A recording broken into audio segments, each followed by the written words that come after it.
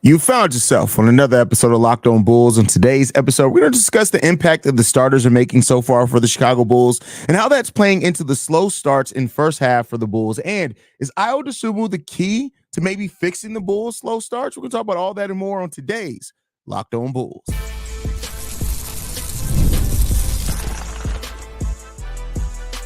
You are Locked On Bulls, your daily Chicago Bulls podcast. Part of the Locked On Podcast Network, your team every day. Thank you for tuning in, Locked On Bulls, member of the Locked On Podcast Network, where it's your team every single day. I'm Haize, host and creator of Chicago Bulls Central and Chicago Bears Central YouTube pages and podcasts. And today's episode is brought to you by FanDuel. You can start the season with a big return on FanDuel. New customers can place $5 bet, and you'll get started with $150 in bonus bets if you win your first $5 bet. Just visit FanDuel.com to get started. All right, y'all. Let's go ahead and get into it, man. I don't know what to say. This has been a very interesting 7-game stretch for the Chicago Bulls because there's been some success in some areas where we didn't expect them. There's been some miscues in some areas where maybe the numbers don't quite really kind of tell where it is.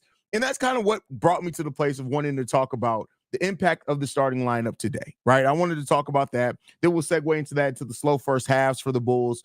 But I wanted to go in the starting five. I want to go bit by bit. I want to look at some of the advanced analytics for these starters, right?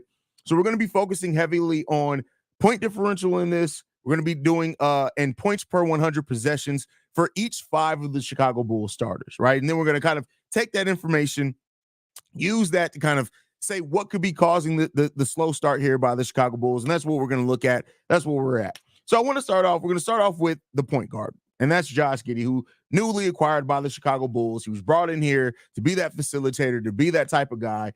And so far on this season, despite Josh Giddey shooting a career high over 40% from three-point range at the same volume he's always shot it at, and also rebounding the well. Josh Giddey's our second leading rebounder at 8 rebounds per game. So he's given the stats, and this is why part of the reason why I want to give this episode, because stats, and I always tell everybody, box score does not always tell you the impact that a player has on a game, right? And I will tell you this as well. Analytics don't tell the full story either, right? It kind of paints and adds a little bit more color to some things than what the box score does, but you still want to use the analytics with the box score and then with the eye test as well. That's why I always stress enough how important it is to actually watch basketball games when you want to talk about basketball at a high level. That's not really to be an elitist or to talk crap about anybody, but like you will not get the full picture of a player's impact by just looking at any one of those 3 things. Even the eye test, right? Even if you watch a game, it won't always tell you some of the smaller things players are doing to help a team out. You may have to look at some of the advanced analytics to really help inform some of that as well. Then you look out for it next time. So really, like it's a combination of all 3 of those things you really want to do.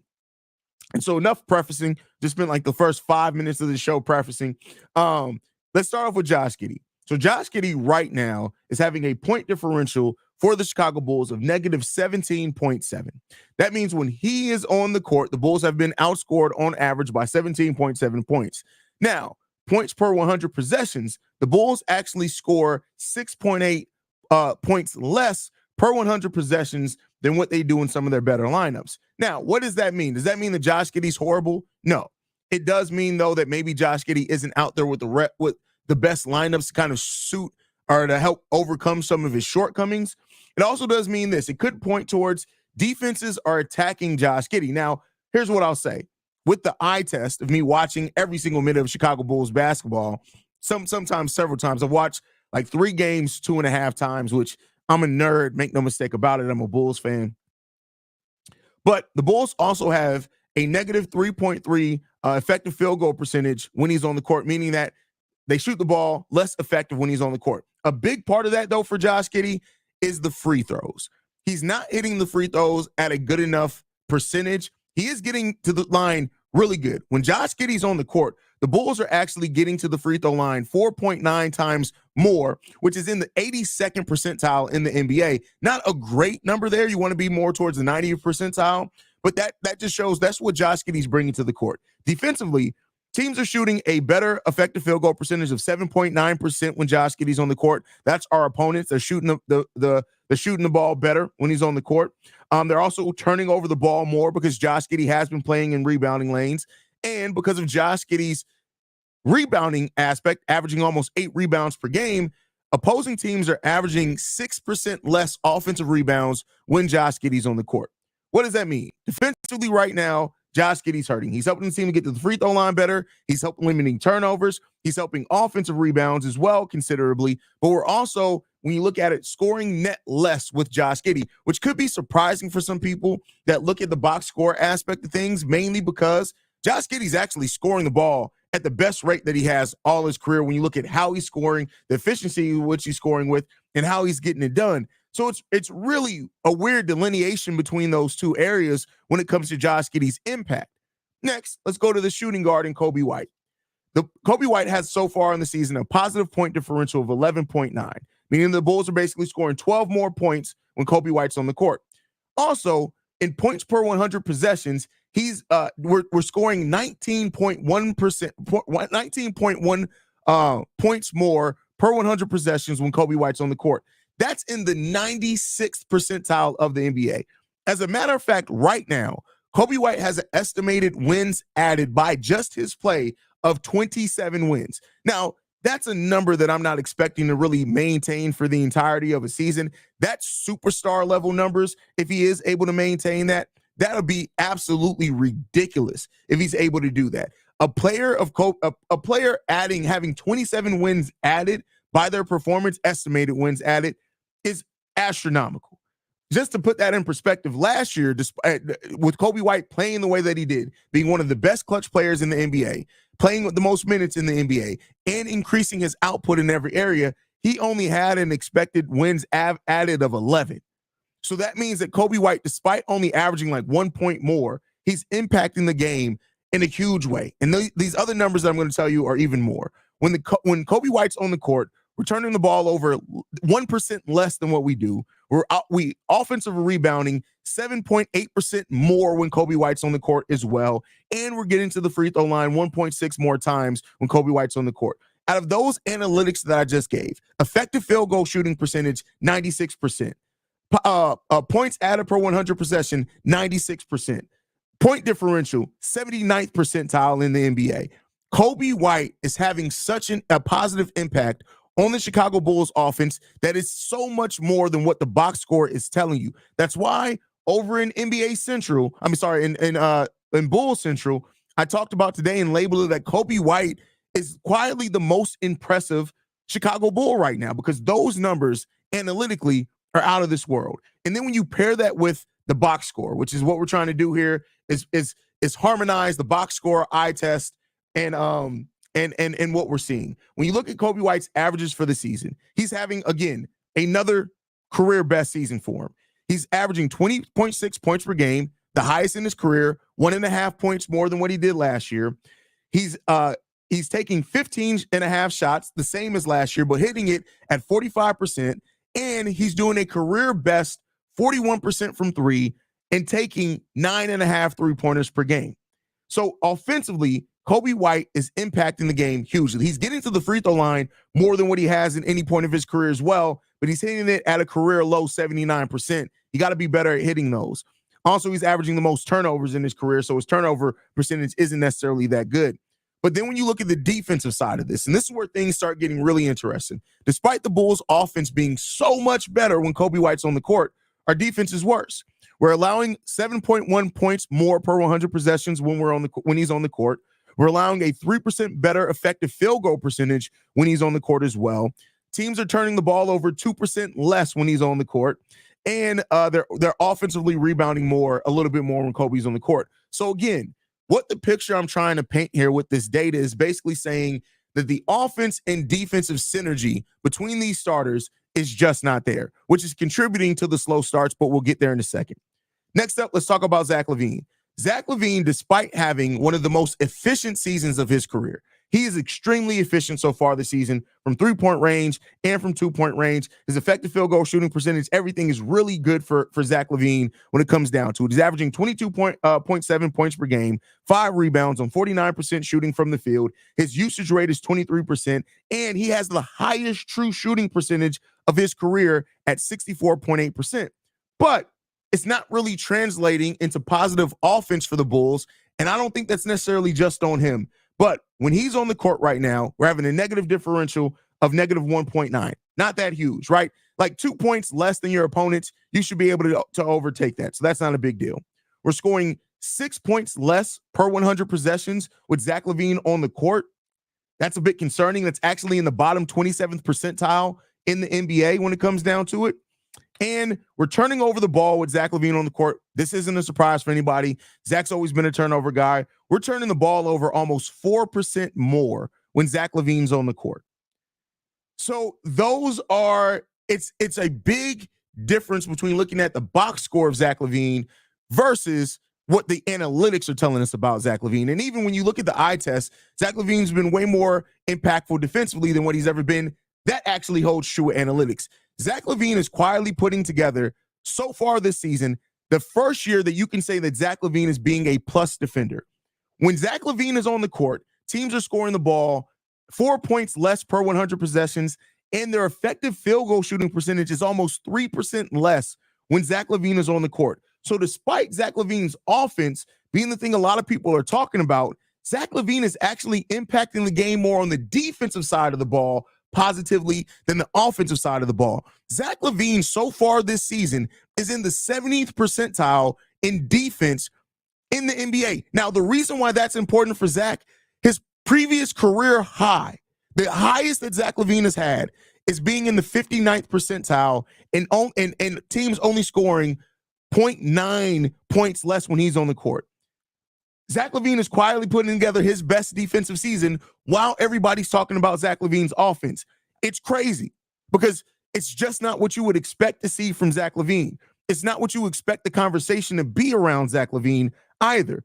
It's really crazy when you put those all things together. Now, let's get into the last starter that we're going to talk about. Well, the last starter was only 5 starters, so we're going to talk about 5 of them, right? We're going to talk about Nikola Vucevic coming up. But first, we're going overtime a little bit. We got to get into a message from one of our sponsors. We're going to get into that message. And then on the other side of that, we're going to finish off talking about these starters and talking about Nikola Vucevic. But first, we got to get into a message from Halves. All right, Bulls fans, man. Thank you guys for sticking this out with us, as I know I'm getting really basketball nerdy right now. But guys, sometimes intimate moments happen spontaneously, and we always want to be ready so we can perform in the bedroom. Him provides access to treatments that can help you stay hard and last longer, giving you a boost of confidence so you can be ready whenever the mood strikes.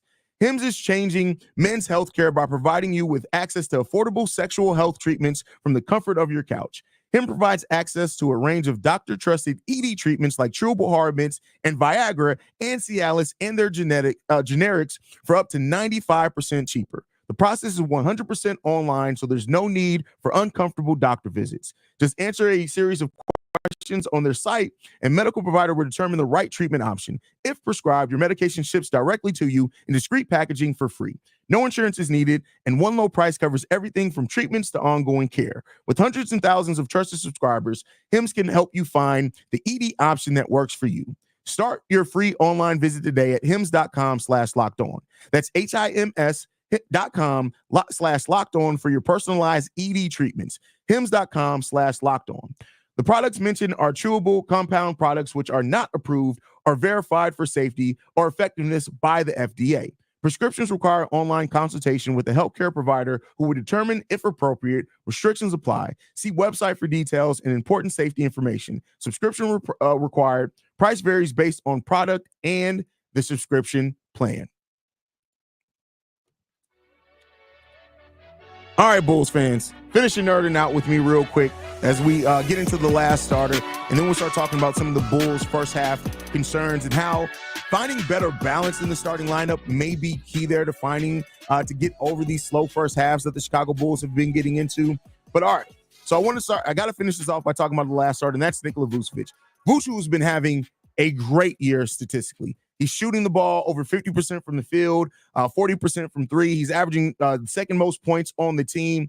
And Nikola Vucevic, when you look at his advanced analytics, the Bulls right now have a negative point differential of 6.7 with Nikola Vucevic, and we're scoring 7.2 points less per 100 possessions with Nikola Vucevic on the court. Also, Nikola Vucevic is shooting an effective field goal shooting percentage of plus a 0.9, which is in the 56th percentile. But much like Zach LaVine, Vucevic's bigger impact right now has actually been defensively. We're holding teams to less points, a worse shooting percentage and everything with Nikola Vucevic on the court as well. Not going to get as much into the weeds since I went a little bit over my time. But Haize, what are you using all this to say? I'm using all this to point out the fact that the Bulls' slow starts are the biggest thing holding them back right now. Slow starts against Memphis, Orlando, the Nets. We've had more games of slow starts than we've not had games of slow starts. And so the question then in lines with, all right, how can the Bulls fix this?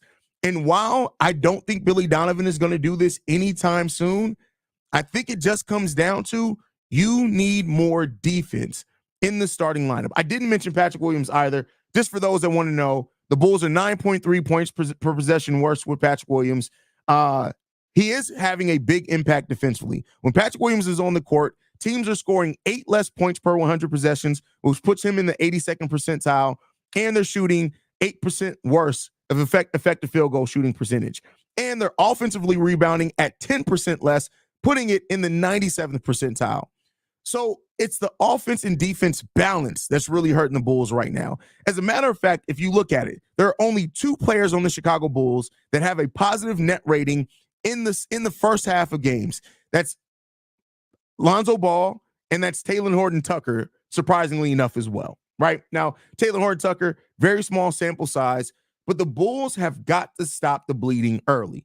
And so much for this Bulls team would change if they stop allowing for those early scoring outputs by teams and stop getting out to early double-digit deficits. Holding me accountable. Don't forget Patrick Williams. Yes, that's why I had to throw in Patrick Williams. I almost completely forgot about Patrick Williams. But it's just the offensive-defensive balance for the team. And that is one of the reasons why the level of play that we saw from the Chicago Bulls earlier in this season may not be sustainable. The Bulls are giving up almost 60 points in the paint while we're in the bottom 20th of the league in points per game, bottom 20 teams in points per game. Bottom 10 teams. There it goes. That's how I want to say it. In points in the paint as well. The Bulls really are living and dying by the three. And while I think it's been easy to get caught up in the pace and the excitement over the new Bulls offense, the fact of the matter is the Bulls have not been efficient offense at all, right? And so the living and dying by the three is worked somewhat. It's worked less because the Bulls are now under 500 again. And it's just not sustainable if you're not getting points in the paint. The Bulls aren't getting free throws. We're at 26 in free throw attempt rate. We're just not the things that are usually sustainable that make offense easy. The Bulls are actually struggling at. And that's something that has to be loud there. And I think one of the keys to helping fix this team as far as the offense and defensive balance may be Ayo Dosunmu, but that would mean a drastic change to the starting lineup for the Chicago Bulls. And I don't know whether it be for narrative, whether it be for politics, or whether it be for evaluation. I don't know if the Bulls are willing and able to make that tough decision. And I'm going to get into why here in the next segment, because it's a glaring difference when Ayo Dosunmu is out there on the court for the Bulls defensively. And while Ayo's offense has started a little bit slowly, man, I'm telling you right now. And Winton, honestly, no, it's not that. It's more so the inefficient nature of the offense that's holding the Chicago Bulls back than the defense. It's a lot. Now, key defensive moments is good, but what the analytics and the numbers are telling us, it's the fact that the Bulls aren't generating easy offense. That is why they get off to slow starts. That's why they have moments of not being able to score effectively. And their three-point hunting and playing run and gun is actually holding this team back a lot more than their defense. Now, make no mistake, if you're more sound defensively, that helps everything as well. But what we're seeing from this Bulls team and what the analytics are telling us is that the Bulls are playing good defense when it matters the most, but their offense keeps faltering, whether it be through turnovers or other things. And we'll get into that a little bit more here on the other side of this break. We got to get into message from a couple of our sponsors on this next break. But the first one that we're going to get into is Built Rewards. All right, Bulls fans, man, we thank you guys again for tuning in, as always, to Locked On Bulls. And yeah, we got to get into a message from one of the newer sponsors here with Locked On, and that is Built. Listen up, renters. Ever feel like you're stuck in a loop of rent payments, just watching your money vanish into thin air? It's time to turn the rent game around and start earning some serious rewards. That's where Built Rewards comes in. Built is breaking ground as a neighborhood rewards program that hooks you up with points on your rent every month. Pay your rent and watch the Built points roll in. Use points to jet off on a dream vacation. Put your points towards a flight or hotel stay with 500 plus airlines and over 700,000 hotels and properties. You can also use your points to book fitness studio classes, redeem them towards a future rent payment. They're designed to meet your lifestyle. Listen, a lot of us, not me anymore, but a lot of us have been paying rent for the majority of our lives and not really getting to see much out of it than what maintenance shows up to help you out from time to time. Built is trying to help that. With over 700,000 hotels and properties that you can use your rent on, you guys can finally take that vacation that you've been dying to take but been too broke to take it. Built can help you with that. Pay rent hassle-free through the Built Rewards app. Your rent game just got a major upgrade. Built points have been consistently ranked the highest value point currency by the Points Guy and Bankrate. Earn points by paying rent right now when you go to joinbuilt.com/lockedon. That's joinbuilt.com/lockedonnba. Make sure you use the URL so that they know we sent you. Join built.com/lockedonnba to start earning points with your rent payment today. All right, I got to get into a message from another one of our sponsors, though, and that is Game Time. Game Time has a new feature called Game Time Picks that makes getting tickets to see your favorite teams play live even easier. Game Time Picks filters out the fluff to show you only incredible deals on great seats so you don't have to waste time searching through thousands of tickets. Are you dying to get to a Bulls game? Do you want to go to a Blackhawks game? White Sox are gone, so you don't have to suffer through that pain anymore. But Game Time can help you get tickets to your favorite live events, and it's not just games. It's theater, comedy, live shows, anything that you want to go to. Game Time can help you get there. Plus, when you toggle in the all-in pricing, this feature shows you the total upfront with no surprise fees at checkout. Plus, you get a panoramic view of your seat in the app before you buy, so you know exactly what you'll get to see and your view before you even purchase your ticket. Plus, Game Time is covered with the best ticketing coverage in the ticketing industry. Game Time will credit you 110% of the difference if you find seats in the same section and seat for less on any other app. Take the guesswork out of buying tickets with Game Time Picks. Download the Game Time app, create an account, and use code LOCKEDONNBA for $20 off your first purchase. Terms apply. Again, create an account and redeem code. That's LOCKEDONNBA, LOCKEDONNBA for $20 off. Download Game Time today. What time is it? It's game time. All right, Bulls fans, I want to thank you guys for tuning in to Locked On Bulls every single day. You guys show up in support, and I love you guys for it. I can't stress this enough. But I may have cracked the code here. I may have cracked the code. Now, did I actually crack the code? No, I did not actually crack the code. I am just a sports fan that enjoys and loves watching his favorite team. But in going in and researching and looking through these advanced analytics, I found a couple of things that have really, really helped this Bulls team and could help this Bulls team. So out of the Chicago Bulls and just out of all the lineups that they have played, right? And I've gone through every single lineup that they have played with at least 10 possessions or more, right? That means that they've played more than 10 possessions together.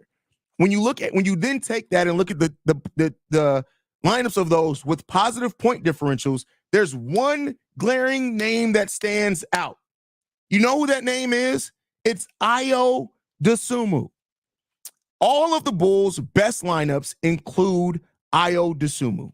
That's with starters, that's with bench players, that's everything. Now, he is part of some of the negative lineups as well. There's one lineup with Kobe White, Josh Giddey, Ayo, Julian Phillips, and Nikola Vucevic. That lineup is negative 23. So we're going to take that lineup and ball it out, right? But when you look at the lineups with positive net ratings, it's clear. The lineup with Lonzo Ball, Ayo, Dalen Terry, Julian Phillips, and Jalen Smith has a point differential of plus 70. And they score 170 points per 100 possessions. Now, that number is going to be a little miscued because they've only played 11 possessions together, but they also shoot an effective field goal percentage of 89.9%. You know why? Because that lineup has a lot of passing in it. You know why? Because that lineup has a lot of people that are going to get out in transition and rebounding. The key thing here is they have an amazing rebounding rate of almost 50% with that lineup. The next lineup that has a positive point differential with Ayo Dosunmu in it is the lineup that has Josh Giddey, Ayo, Taylor Horton-Tucker, Julian Phillips, and Jalen Smith. That lineup, plus 17. Points per 100 possessions, 125. Effective field goal percentage, 58%. Rebounding percentage, 20%. Really good. Really effing good there. Now, let's flip that to the next positive lineup. There's another one with this, with Ayo out there, and that's the lineup with Kobe White, Ayo Dosunmu, Zach LaVine, Julian Phillips, and Nikola Vucevic. Now, which a much less point differential at 4.8, but that lineup still scores 121 points per 100 possessions, 57% effective field goal shooting percentage, and a rebounding percentage of 33.3%. They're getting a third of every rebound when that lineup is out there on the court. Next lineup, Kobe White, Ayo, Dalen Terry, P. Will, Jalen Smith, plus 64.4. I'm sorry, I don't know what to tell y'all. Maybe it's just me being too analytical in a case like this, but what is that telling us? That's telling us that Ayo Dosunmu is positively impacting the game of basketball for the Chicago Bulls. And Rob, great point here. You need at least 2 to 3 above average defenders to be a really good lineup. Yes. You know what the Bulls starting lineup does not have? 2 or 3 above, and I would even say this, average to above average defenders. The starting lineup doesn't have that. You know how you can get that? You can get that by making a change to the starting lineup. Now, will Billy Donovan do it? Should Billy Donovan do it? That's one of the questions here. And I said this over on Central. I'm going to say it here as well. I don't think Billy Donovan makes any type of significant changes to the starting lineup until about 15 to 20 games into the season. I think that's probably the earliest that you can hope to see something like that. And I'm not necessarily saying that's wrong. You want to give your starters an opportunity to try to figure it out, especially when you've already been missing Zach LaVine and things like that. We'll see. But I do think that it's a case in it when it comes down to it, you eventually have to find a way to put your best lineups out there. So whether that means, sure, start your starters, but let's get Ayo out there earlier, right? Let's get Ayo out there at the 4-minute mark. 4 minutes into the first quarter, right? So that means you're keeping somebody fresh. Maybe at that point, you start staggering Giddey instead of, because right now Kobe White has been the player to stagger with that second unit. Maybe Giddey turns into the stagger guy, right? But it's just something to watch and monitor because a good coaching staff is going to look at this and try to figure it out. And we'll see what happens there. We'll see what happens. But I want to hear from you guys on this one down below. How do you guys feel about this? I threw a lot of data at you. How do you guys feel about the data? Great. Listen, don't disagree with you, Winton. Don't disagree with you. Should he? Yeah. Will he? It's a very different question. But let me know what you guys think about this data that I threw out you guys today. Do you agree? Do you disagree? Do you think the Bulls should look to try to start maybe changing how and where they bring players in? We'll see that as things goes on. But thank you for tuning in to Locked On Bulls. As just a reminder, Locked On Bulls now has a daily newsletter written by me. So you can start your day off with Locked On Bulls newsletter. You can sign up at lockedondaily.com to get Locked On Bulls to your email every single morning. Thank you guys for tuning in. Love you guys. Go Bulls. See Red will be live tonight on the channel after the game. Peace, y'all.